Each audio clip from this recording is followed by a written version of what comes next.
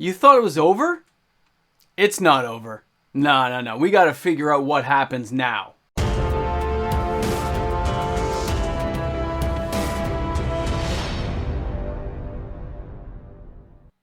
'30th anniversary collector booster packs. They're going out to the stores. They're out there to be purchased and bought and sold and traded now on the open market. But I'm always going to remember this as the moment where the players slapped Wizards of the Coast in the face. Welcome back, everyone. MTG Moxman here. Thanks again for hanging out with me on the channel today. I was wondering for a while that if and when this product showed up at the LGS level, what would happen to it? When you take all the rage, frustration, anger the players feel toward Wizards of the Coast and this product, we're going to take that in a ball. We're going to put it up on a shelf for a minute. Let's take a look at the actual product. 30th anniversary collector edition booster box proxies, however you want to term it. Look at the cards. Do you think if they had made those packs $10 each, $20 each, $30 each, they would have the same negativity attached to them? In the what if world, how would that have turned out if they had done it that way?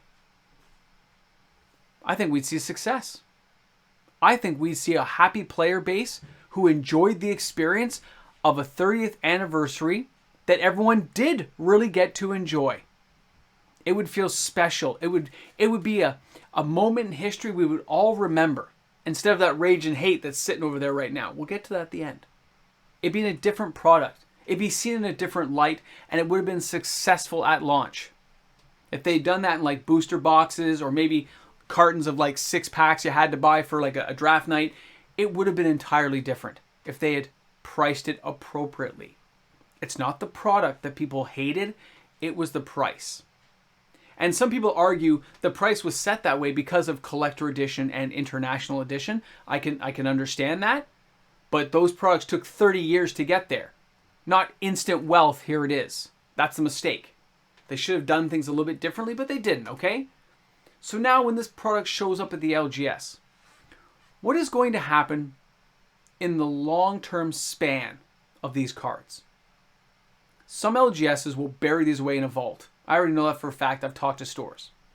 Others will try to sell it and make back some coin because they're hurting and they need the money. A few others will probably cut these up as trinket ornaments, which is what I've heard a few stores have been doing. Thank you for those emails, guys. Get me photos as soon as you can. The idea of all these different ways it can happen do not bode well for Wizards of the Coast, though. I mean, if you try to sell it, if we put it at this price point and we have it for $2,000 a box here in Canada, they have 6 boxes in stock. They used to have 4, so they actually have more than they used to. And not a single box has sold. So at their asking price, nothing's moving. It needs a better price point to move. What that price point is, what the market will bear, welcome to capitalism. We're going to find out. Because if it doesn't happen at this store, it will happen at other stores.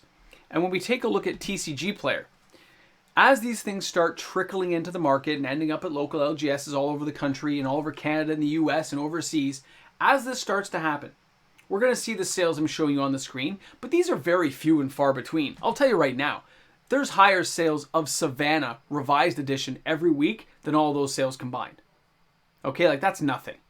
That's nothing in terms of the money that the players of Magic the Gathering put behind themselves when they need to. When there's something they really want, they can put forth the cash. There are some players out there with very deep pockets. So what's going to happen to these cards? I'm sure we'll have speculators and investors picking these up if the prices drop low enough, and they'll be hoping to flip them 10, 20, 30 years from now. Who knows how long they'll hold on, hoping to get a cash windfall on these products. Other stores will slowly discount them and sell them as high as they can, but as much as the market will bear. Others will destroy, right?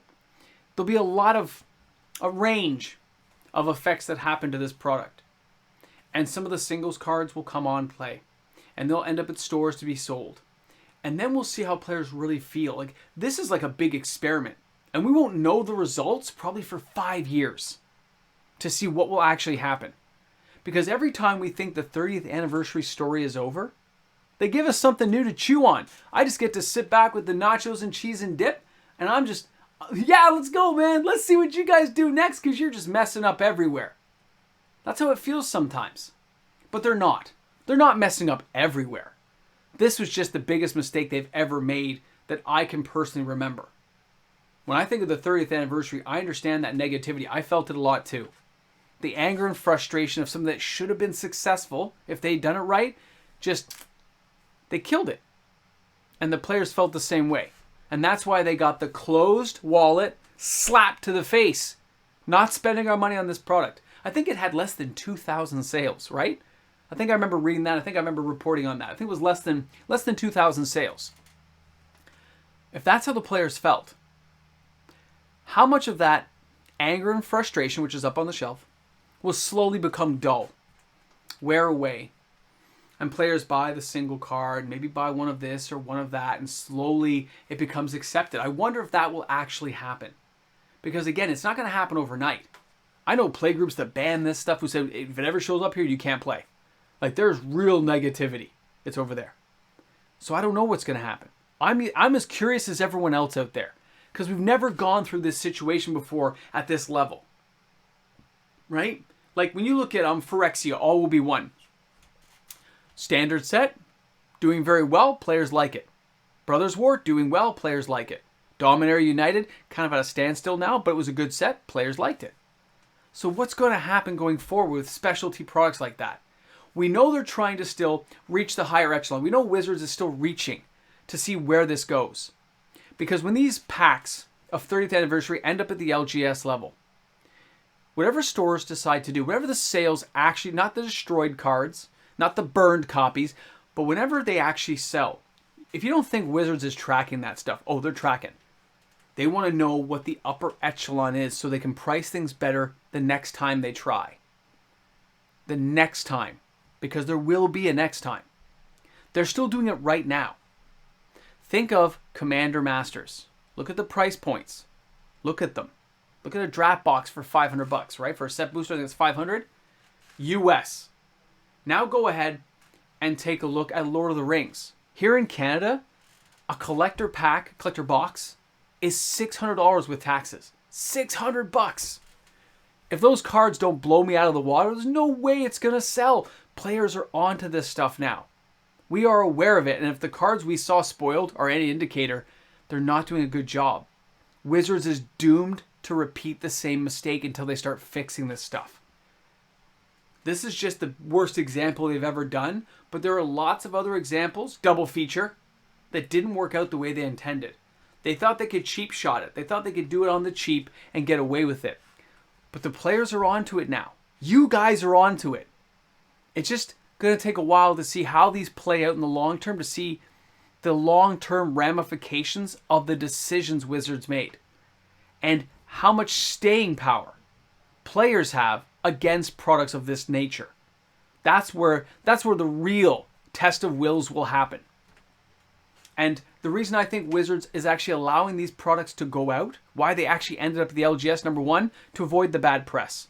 They don't want to say they're not going to deliver on their promise to the LGS. So that's one. But two, to keep track of how everything's going.